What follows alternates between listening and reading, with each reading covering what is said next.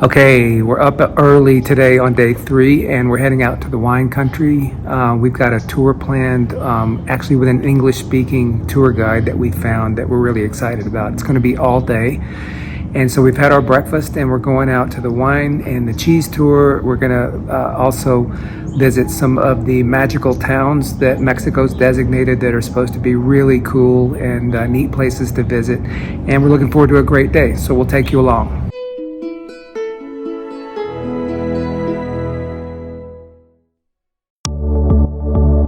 We arranged a private guide through a travel kiosk stationed at the back or south side of Plaza de Armas. It was tricky for them to arrange an English-speaking guide, but they were able to accommodate. We spent $225 with tip, which is really good for an all-day private guide. You can find a link to our itinerary in the video description. Our first stop was Bocanegra to tour both their vineyard and their artisanal cheese facilities. They have modern and comfortable facilities designed to receive visitors like us. Their team of professionals seemed very happy to share everything related to their vineyard and to their cheese making and maturation processes.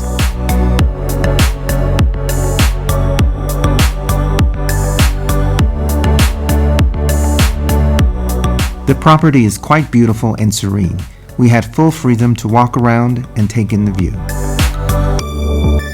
After several years of making fresh cheeses, its owner concluded that they wanted to make mature cheeses of high quality.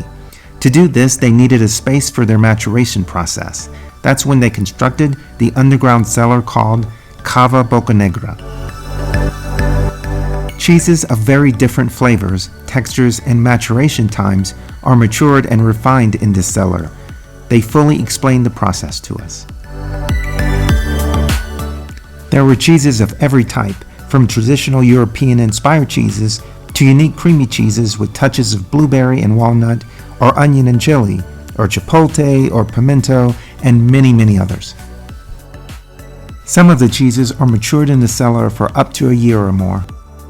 After a tour of the cheese cellar, our tour guide Elaine gave us an additional in-depth tour of the property. His English wasn't perfect, but it gave us a chance to learn more additional words in Spanish as well. Then we sat down to the wine and cheese tastings. Each time they would accompany different pairings of cheese with either wines or craft beers from the Queretaro region. The tastings were a delight, and of course we bought a box load of wine and cheese that we would later consume with great joy. Our next stop were the vineyards of Freixenet.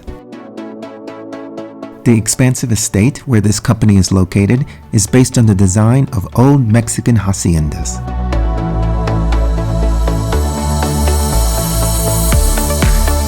We were given a guided tour through their cellars that are 25 meters deep. We were surrounded by hundreds of barrels, which was quite impressive. The staff provided a presentation which included an explanation of how they create their sparkling wines.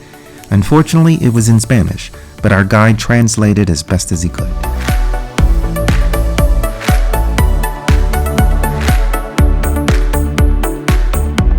Our tour concluded with a tasting of their wines, and we were given the wine glasses as a gift. We also walked around the vineyard and enjoyed the perpetually perfect climate.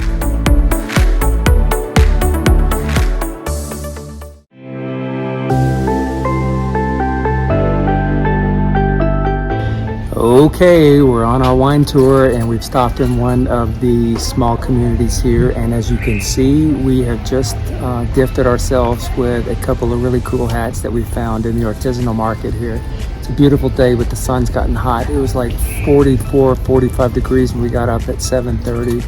And here it's beautiful, but if you get in the sun, you can feel it. So we got us some hats. You definitely have to watch the sun here. In the shade, it's perfect. But when you get out, the sun's pretty intense. Yeah. So you probably want to bring a hat or get one as we did in case you didn't bring one. 2 hats for $14. Not bad. Can't beat it.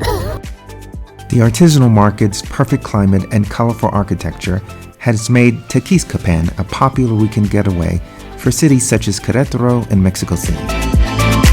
The center of town has cobblestone streets and rustic houses, which is the legacy of its 300-year heritage as a colonial town, populated mostly by indigenous people.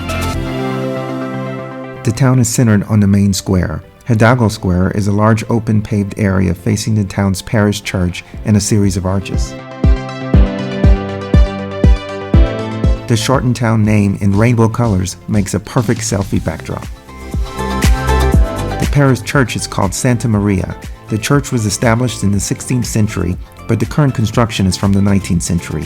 It is in neoclassical style with simple lines and made of pink limestone. The clock in the tower dates from 1897. On the east side of the plaza, there is a kiosk made of gray sandstone and metal, which often has bands playing live music such as jazz and rock and roll. We will end our video here, but join us in our next video when we conclude the tour in the Pueblo Magica, or Magical Village of Bernal. Thank you so much for watching our video, and please don't forget to like and subscribe. Also, check out our interactive Google map that tracks the locations where all of our videos take place.